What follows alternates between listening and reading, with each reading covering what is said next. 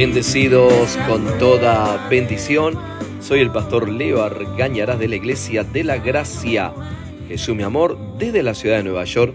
Y este es el programa 7 minutos de gracia. Vamos a leer hoy en Primera de Pedro, capítulo 3, versículo 18. Dice la palabra de la siguiente manera: porque también Cristo padeció una sola vez por los pecados, el justo por los injustos, para llevarnos a Dios, siendo la verdad muerto en la carne, pero vivificado en espíritu. Cuando nosotros tenemos la palabra, leemos la palabra, meditamos, aprendemos, la recibimos en fe, entendemos la obra que Cristo vino a hacer, lo principal que es padeció una sola vez por los pecados.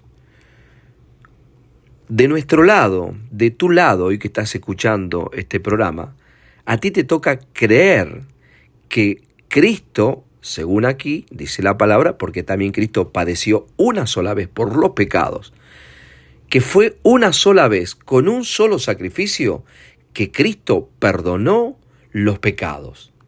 Padeció, sufrió, dice, por nuestros pecados. Cuando nosotros recibimos esta verdad, lo que hacemos es honrar el sacrificio de Cristo, exaltar la obra terminada, la obra consumada, lo que Cristo vino a hacer.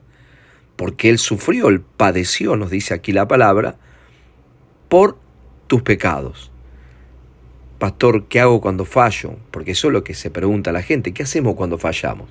Bueno, cuando fallamos hoy, al saber que Cristo padeció una sola vez por los pecados, una sola vez entendemos esto, recibimos, aceptamos, lo creemos por fe, entonces ya no estamos pidiéndole perdón a Dios continuamente, porque ya pasamos de ser pecadores como éramos por la desobediencia de uno, dice Romanos 5:19.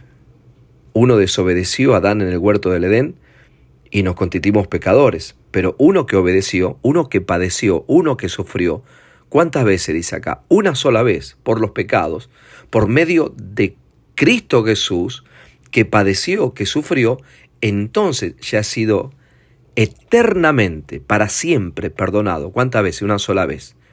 Eso honra a Dios. Creer esto le honra a Cristo. Le honra a papá, querido, querida. El justo por los injustos. Muy bien. ¿Quién es el justo? Cristo Jesús. El que no conoció pecado, por nosotros lo hizo pecado. ¿Quiénes éramos los injustos? Nosotros éramos injustos y ahora nos volvimos justos por creer. Cuando una persona no cree, sigue siendo injusta. ¿Qué es injusto? Que tu posición no está bien delante de Dios.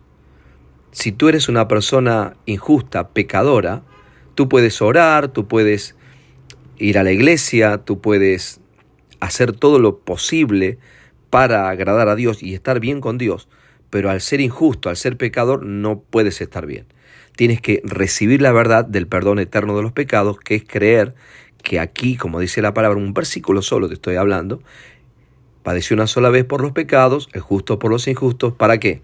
Para llevarnos a Dios. Entonces ahora somos presentados delante del Padre, no con nuestra propia justicia. En Isaías 64:6, capítulo 64, versículo 6, dice que nuestra propia justicia son como trapos de inmundicia delante de Dios.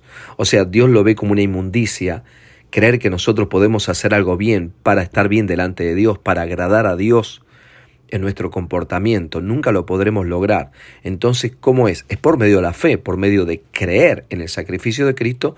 Entonces nos hacemos justos, agradamos a Dios, estamos bien delante de Dios. ¿Tenemos que vivir una vida en el Espíritu? Sí, totalmente. ¿Tenemos que alinear nuestra mente con la palabra de Cristo? Sí, todos los días de nuestra vida. Cuanto más estés recibiendo, por eso dice en el libro de Romanos 10:17, la fe es por el oír y el oír la palabra de Cristo. O sea, no te hace mal oír la palabra, al contrario, cuanto más escuchamos, cuanto más recibimos la palabra, la fe es por el oír esta palabra de Cristo, esta palabra del nuevo pacto. Dice, Él fue muerto en la carne, o sea, murió. Cristo murió en la cruz pero fue vivificado en el Espíritu. ¿Por qué fue vivificado en el Espíritu? Para Él de esa manera darnos a nosotros su justicia. Mirá lo que hace. Hebreos 13:9 dice: no dejéis llevar de doctrinas diversas y extrañas, porque buena cosa es afirmar el corazón con la gracia, no con comida, no con viandas, no con esfuerzo, que nunca aprovecharon a los que se han ocupado de ellas. En otra versión dice así: que no se dejen cautivar por ideas nuevas y extrañas. Tu fortaleza espiritual proviene de la gracia de Dios y no depende de reglas sobre los alimentos que de nada sirven a quienes la siguen. Viste que en el judaísmo tienen que seguir ellos una línea de alimentos. Están los alimentos que están permitidos y los alimentos inmundos, los puros y los inmundos. Por eso que el escritor de Hebreos dice: no, aquí lo que vale es la gracia. El poder, la fortaleza espiritual no proviene si usted come esto o come aquello. Tiene que ver con lo que Cristo hizo, tiene que ver con el sacrificio. Él padeció por ti, Él pagó el precio para darte libertad de los pecados, darte salvación. La palabra salvación tiene que ver con buena vida, con larga vida, con bienestar general.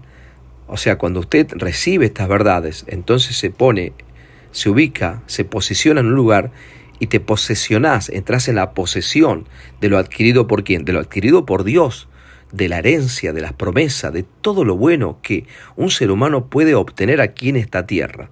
Por eso, cuanto más nosotros entendemos y fortalecemos nuestra mente con la gracia, no con una religión, porque la religión siempre te va a dejar corto, porque nunca puede hacer que la persona esté bien delante de Dios. Pero cuando nosotros recibimos esta enseñanza de gracia, entonces nos ubicamos como justos, ya que el justo murió por nosotros que éramos injustos para hacernos justos. Bendecidos con toda bendición.